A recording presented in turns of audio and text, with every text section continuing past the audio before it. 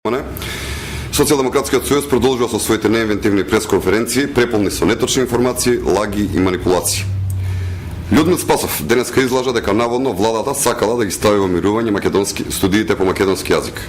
Колку очајно и лажно тврдење.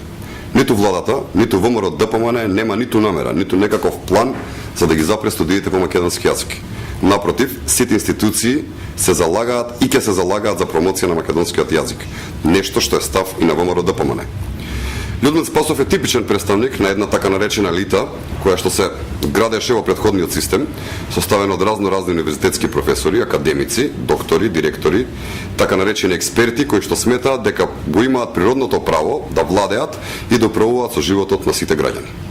Тие времења поминаа, денеска е време кога поединецот напредува врз основа на своето залагање, труд, знаење и вештина.